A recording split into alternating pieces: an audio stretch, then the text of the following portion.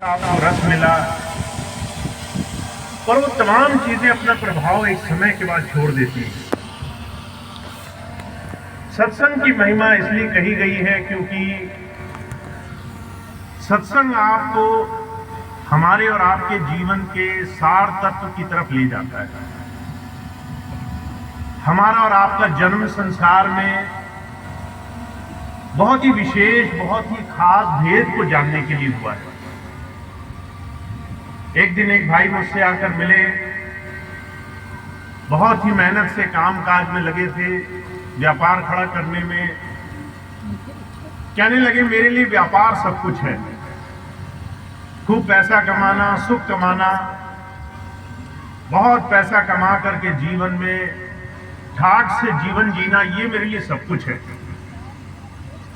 तो मैंने उन्हें दो चार ऐसे लोग दिखाए जिनके बड़े बड़े मकान थे, बड़ी बड़ी कोठियां थी, उन्होंने भी पैसे कमाए, पर वो अब अपनी वृद्धावस्था में बैठे थे।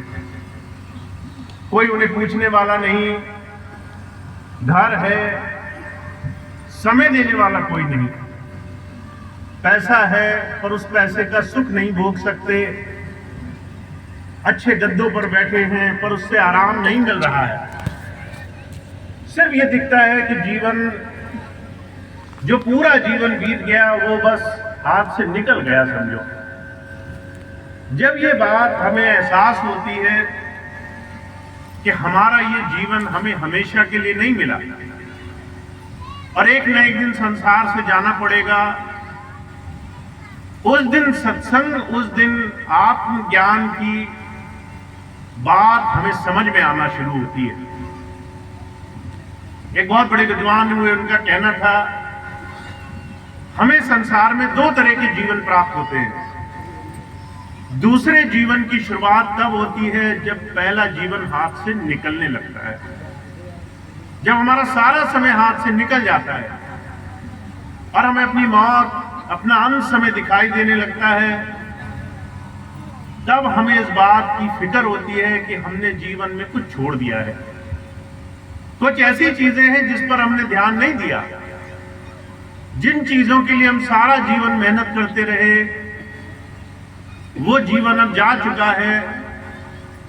फिर भी हमें सुख नहीं है, फिर भी हमने कोई भेद अपने जीवन में जाना नहीं है।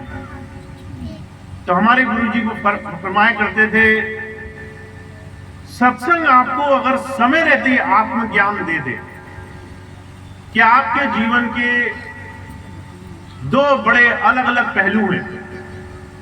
एक संसार जिसमें दायित्व है, जिम्मेदारियां हैं, परिवार है, जिसमें भौतिक सुख भी है, पैसा कमाना, उस पैसे से संसार में सुख मनाना भी है, पर इतना काफी नहीं है। ये सब करने के बाद भी आपका जीवन संतोष से, सुख से, जीवन के सबसे बड़े भेद से अधूरा रहेगा। तो आपको जीते जी समय रहते एक और काम कर लेना है, वो है आत्मज्ञान की खोज कर लेना। आत्मज्ञान की खोज के लिए आपको सबसे पहले सत्संग की आवश्यकता होगी। बुजुर्ग कहा करते थे, वो बड़भागी जीव होते हैं जो सत्संग में बैठ करके संतों महापुरुषों की, जुगों जुगों से आए हुए महान व्यक्तियों के जीवन के अनुभव की थोड़ी सी समझ लेने की कोशिश करते हैं। अब संतों महापुरुषों ने क्या फरमाया संसार में? हमारे स्वामी जी महाराज हिंदुस्तान से बाहर गए। जब बाहर गए तो देखा कि लोग बड़े नास्तिक हैं, भगवान को नहीं मानते, कहते सारी चीजें अपने करने से होती हैं। हम पैसा कमाएंगे तो सुख मिलेगा, हम भौतिकता इकट्ठी करेंगे तो बड़ा आनंद मिलेगा, परमात्मा कुछ नहीं करता। तो नास्तिकता की तरफ बढ़ गए, सारा जीवन इस खोज में लगा दिया कि आखिर में संसार की उत्पत्ति कहां से हुई है। एक बहुत बड़ा समुदाय इकट्ठा हुआ जिनेवा में, वैज्ञानिकों का, शोधकर्ताओं का, और जब उन्होंने वहां पर एक शोध किया हुजूर कहा करते थे ऐसा चमत्कारिक चीज उन्हें मिली जिसके बाद वो निरुत्तर हो गए। उन्होंने वहां पर लाखों करोड़ों अरबों रुपए की संपत्ति खर्च करके एक बड़ा भारी विज्ञान केंद्र बनाया।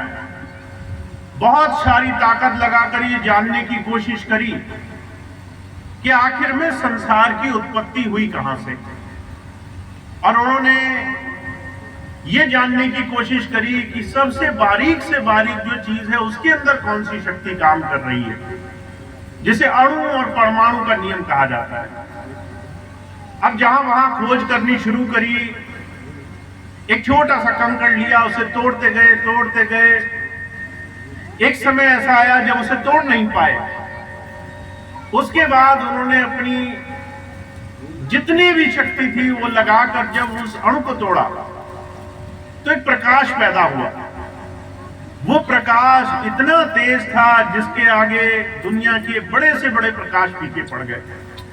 सिर्फ मैं भौतिकता की बात कर रहा हूं। भौतिक दृष्टि से जब उन्होंने देखा तो वो चकाचौंध हो गए। एक कंकड़ के अंदर इतना प्रकाश, एक कंकड़ के अंदर इतनी शक्ति, पूरा पूरा शहर उससे प्रकाशमान हो सकता है। एक छोटे से अणु के अंदर इतनी शक्ति कैसे आ गई? और वो निरुत्तर हो गए कि ये हमारी समझ में नहीं आ रहा, ये हमारी बुद्धि से परे है, ये कोई बहुत बड़ी शक्ति है। और उस शक्ति को जानने के लिए अभी तक उनके पास कोई यंत्र नहीं बना। स्वामी जी महाराज ने जब बात देखी तो आकर के सारी दुनिया में इस बात को समझाने की कोशिश करी। हमारे जीवन में जितना हम इन आंखों से देख सकते हैं उतनी ही चीज का भरोसा करते हैं। कुछ शक्तियां ऐसी हैं जो हमारी देखने की सीमाओं से भी परे हैं, जिसके लिए साधना करनी पड़ती है, जिसके लिए अपने जीवन में अंतर्यामिता प्राप्त करनी पड़ती है, जिसके लिए अपने जीवन में इस शरीर के अंदर साधना के इस साधन को जीवन में पाने के लिए प्रयास करना पड़ता है। तो हुजूर कहा करते थे जितने भी महान ऐसे व्यक्तित्व हुए, साधु संत हुए, ऐसे महापुरुष आपको मिले अगर, तो वो आपको बाहर संसार की तरफ नहीं, आपको अपने अंदर साधना की तरफ ले जाने की तरफ इशारा करेंगे। हमारे जितने भी धर्म हुए उसमें इस तरह के इशारे दिए गए हैं। माताएं बहनें बिंदी लगाती हैं, भाई तिलक लगाते हैं। इस स्थान को शिव नेत्र भी बोला जाता है। इसे तीसरा तिल, तीसरी आंख, इसे अलग अलग नामों से अलग अलग महापुरुषों ने बयान किया है। हुजूर कहा करते थे ये वो स्थान है जहां आपका मन अगर किसी संत की साधना के तरीके से जुड़ने लग जाए, पूरे शरीर से अगर आपका ख्याल सिमट कर यहां तक आने लग जाए, तो आप इस शरीर से बाहर की चीजें भूलकर अंतर के भेद को जानने वाले बन सकते हैं। उस भेद को जिसे सारी दुनिया खोज रही है, उसे सिर्फ अंतर साधना से प्राप्त किया जा सकता है। इसलिए जितने भी महापुरुष आए हैं उन्होंने कहा संसार में एक तरीका है बाहर भौतिकता को कमाने का, और एक है साधुओं से आत्मज्ञान पाने का तरीका। कहा साधु सिमरे राम, कहा जिसने अगर सही मायनों में साधु की संगत करी है, जिसने अंतर नाम नाम से, राम नाम से अपनी लौ लगा रखी है, तो जो कहा करते थे हम और आप जो संसार में गृहस्थ में है उनके लिए भी साधना आसान हो जाती है। इसलिए कबीर साहब ने कहा है हमारे लिए बड़ा आसान तरीका है आज के समय में। कहा गृहस्थी सेवे साधु को, साधु सिमरे राम, या में कुछ धोखा नहीं सरे धोखे का। अगर आप संसार के गृहस्थ नियम में फंसे हुए हो, सुबह से लेकर शाम तक आपके पास काम की कमी नहीं है, आप सुबह उठे, आपको दिन भर के काम याद आने लग गए, आपको पता है घर की सफाई करनी है, काम काज करने, बच्चों को पढ़ाना है, और 10 काम याद आ गए। ऐसे में कोई आपसे कहे कि साधना करो, तो आप कहेंगे कि जब हम दुनियादारी से निवृत्त हो जाएंगे तब हम साधना करेंगे। और आदमी हर एक पल अपने आप को संसारिकता से निवृत्त होने का एक ही इलाज बताता है, जब मैं बुढ़ापे में आ जाऊंगा, काम काज पूरे हो जाएंगे, तब मेरे पास समय बचेगा। पर कबीर साहब कह रहे हैं, तुम्हें इस बात का क्या भरोसा कि तुम बुढ़ापे तक पहुंचोगे कि नहीं पहुंचोगे? किसी को यह भी नहीं मालूम कि अगली सांस आएगी कि नहीं आएगी। अभी 2 वर्ष पहले बड़ी महामारी फैली, कोरोना का संकट आया। जो लोग सोचते थे कि हमने खूब जमा कर लिया है, अब हमारे बुढ़ापे तक का इंतजाम है हमारे पास, वो जो है अगले दिन घर से बाहर निकले और वापस नहीं आए। उनको ये भी नहीं मालूम था कि कब शरीर पूरा हो जाएगा। अभी मेरे पास एक छोटा बच्चा आया, उसके माता पिता दोनों डॉक्टर, आकर कहने लगा कि भैया जी मैं बहुत दुखी हूं, आप यहां नहीं थे कोरोना के समय में, मेरे माता पिता दोनों शरीर पूरा कर गए। मैंने कहा कि भाई अपनी बात बताओ। कहने लगे दोनों बड़े अच्छे डॉक्टर थे, दोनों जो है हजारों हजारों मरीजों का इलाज करते थे, बड़ा नाम था, दूर दूर से लोग आते थे कि इनकी कोई भी तकलीफ हो ये दोनों लोग ठीक कर देंगे। एक को कोरोना की बीमारी हुई और जो है पत्नी उसे लेकर अस्पताल तक गई, और जब अस्पताल में भर्ती कराया तो उसको भी वो संक्रमण लग गया। दोनों ही बीमार हो गए 1 हफ्ते के अंदर। उन्होंने क्या ये सोचा नहीं होगा कि हम अपने बुढ़ापे तक का इंतजाम कर लें? उन्होंने सोचा नहीं होगा पैसे की कमी होगी क्या? पर जो है सारी चीजें जो जुगों जुगों तक की इंसान सोचता है, उसको इस बात की खबर नहीं है कि उसके आगे आने वाला समय उसके लिए क्या बना करके बैठा है। तो हमारे हुजूर फरमा रहे हैं, कहते हैं जो ये सोचता है कि गृहस्थ में है, जब तक हम सन्यास बुढ़ापे तक नहीं पहुंच जाएंगे तब तक भक्ति नहीं करेंगे, वो हाथ पर हाथ धरे संसार से ऐसे ही निकल जाते हैं।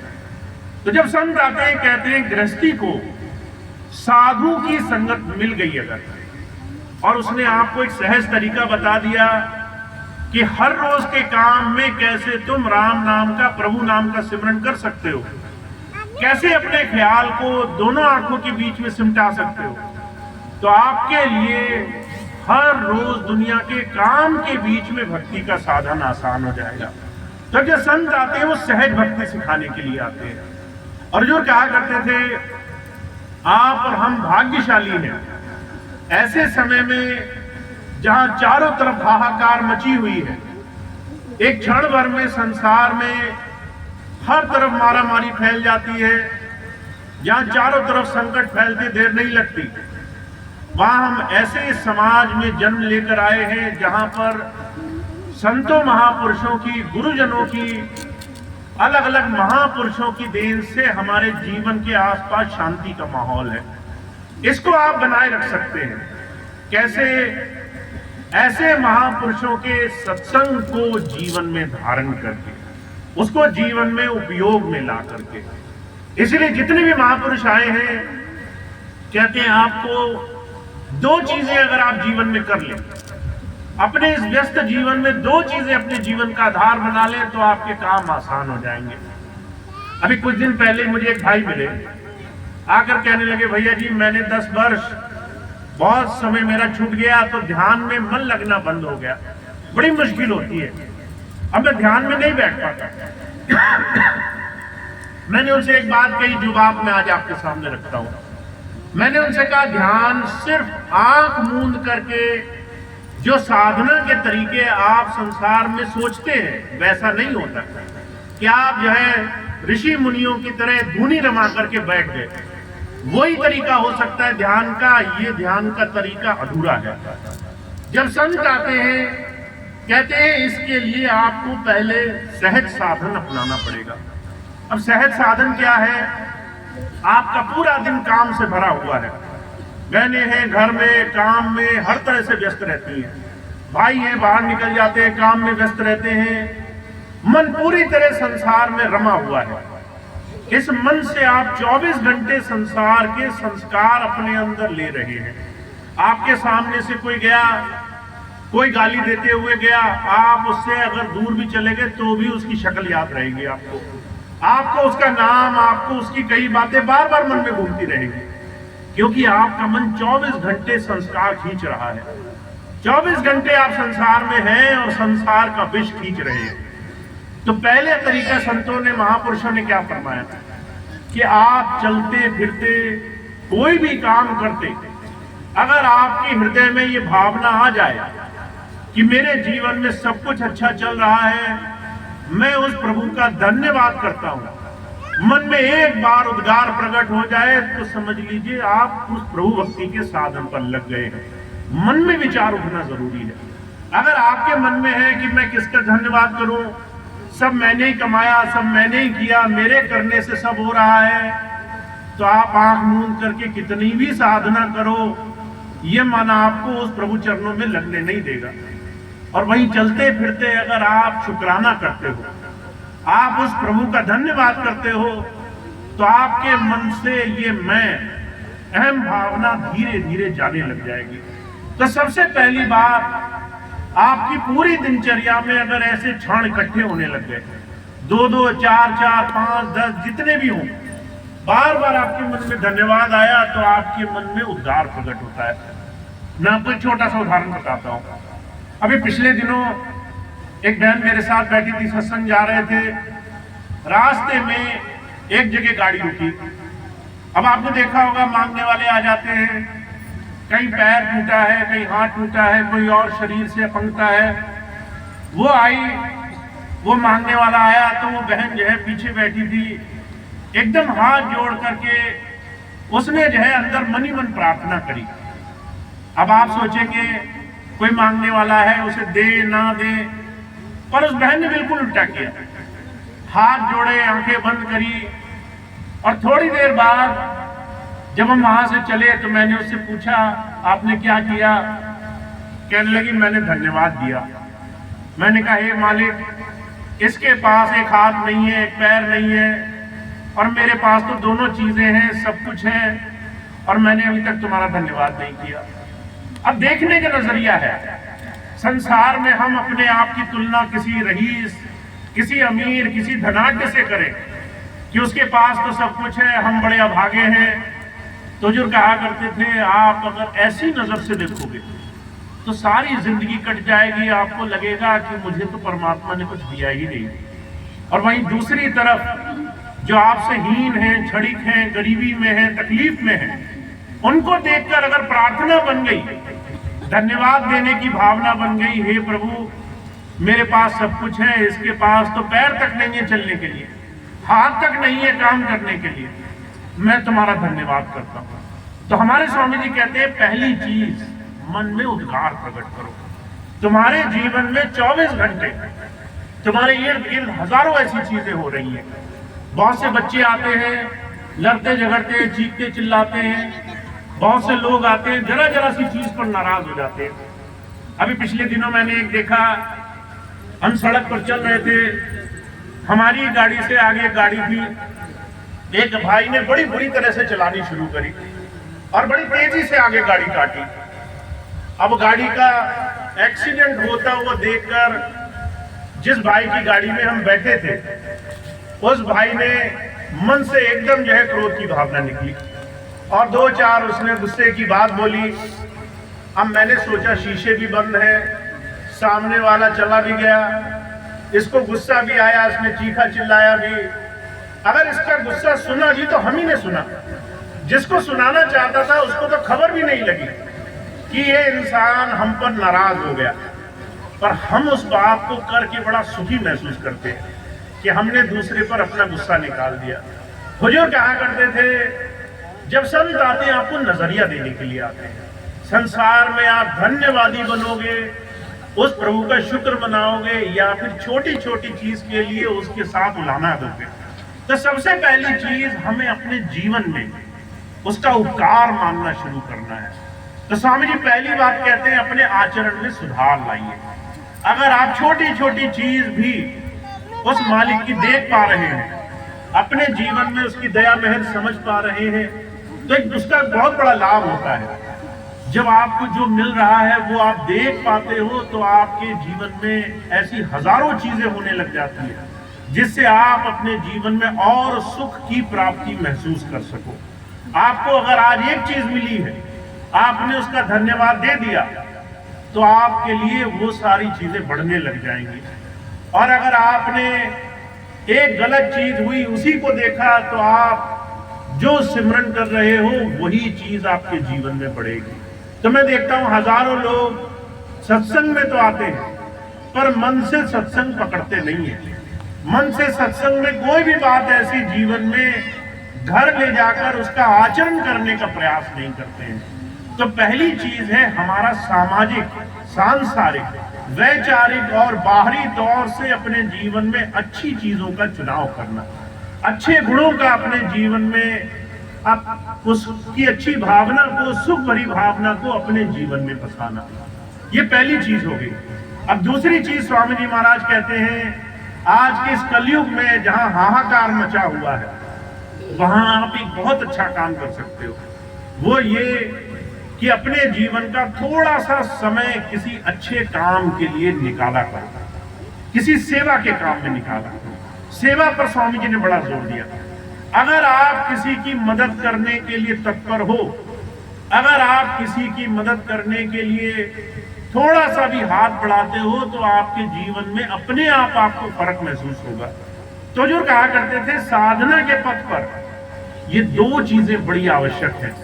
पहली चीज को सिमरन कहा जाता है, दूसरी चीज को सेवा कहा जाता है। सिमरन और सेवा दो रास्ते ऐसे हैं जिससे आप अपने इस जीवन में, संसार के इस बड़े भाग दौड़ भरे जीवन में अपने आप को सत्य पथ से, जीवन के सच्चे आनंद से जोड़ सकते हो। तो सिर्फ इतनी बात समझनी है, ध्यान, साधना, प्रभु भक्ति, प्रभु दर्शन, अंतर परमात्मा आपके प्रकट हो और आपके जीवन में हर जगह आपके सारे काम बने, इस सब की जो बुनियाद है, इसकी जो शुरुआत है वो इन दो चीजों से होनी है। तो जितने भी प्रेमी यहाँ बैठे हैं, जो स्वामी जी महाराज से जुड़े हैं, मुझसे जुड़े हैं, उनके लिए सबसे आसान तरीका है कि पहले इन दो चीजों को हर रोज अपने जीवन में लाने का प्रयास किया जाए। हमें अपने मन और अपनी करनी दोनों चीजों में धीरे धीरे गुरु की आज्ञा मान करके कुछ बदलाव लाना है।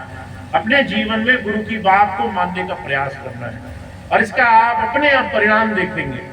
हुजूर कहा करते थे अगर एक बार आपने तय कर लिया कि मैं किसी फूल के बगीचे के बीच में से होकर निकलूंगा तो उसके बाद खुशबू आपको मिले नहीं मिले ये आपके हाथ में नहीं रहेगा। आप उसके बीच में से निकलोगे तो खुशबू तो आपको मिलेगी ही मिलेगी। तो अगर आपने ये तय कर लिया कि मैं दो बातें जीवन में लाऊंगा तो उसके बाद आपके जीवन में जो बड़े से बड़े काम होने हैं वो अपने आप आपके जीवन में होने लग जाएंगे। तो अभी मैं सिर्फ इतनी बात कहता हूँ, हमारे जीवन में संसार के साथ साथ अध्यात्म होना चाहिए। हमारे जीवन में हर रोज अध्यात्म होना चाहिए। अगर आज सुबह हुई तो आज शाम से पहले हमारे मन में हम कितना उस मालिक को याद कर रहे हैं, ऐसा कुछ नियम होना चाहिए। उसको बुढ़ापे के लिए जिसने छोड़ दिया वो समझ लीजिए अपने जीवन का एक बहुत सुंदर समय, एक बहुत सुंदर अपने जीवन में आया हुआ मौका हाथ से गंवाने वाला है। तो ऐसा ना हो कि ऐसा सुंदर जीवन मिला हो, ऐसा सुंदर साधन मिला हो और हाथ से निकल जाए। तो इसका पूरा पूरा लाभ कमाइए। ज्यादा से ज्यादा अपने जीवन में, अपने जीवन के बाहरी इस जीवन चक्र में गुरु की आज्ञा, संतों महापुरुषों के वचनों का थोड़ा अनुसरण हमें जीवन में बहुत आगे ले जाएगा। तो सिर्फ इतनी बात आज मैं आपके सामने रखता हूँ, हमें बाहरी तौर से महापुरुषों के वचनों को जीवन में लाना है और अगर हम ये बात ले आए तो जीवन में चमत्कार होगा। जीवन में बहुत बड़े बड़े काम सहजता से होने लग जाएंगे। तो जिन्होंने नाम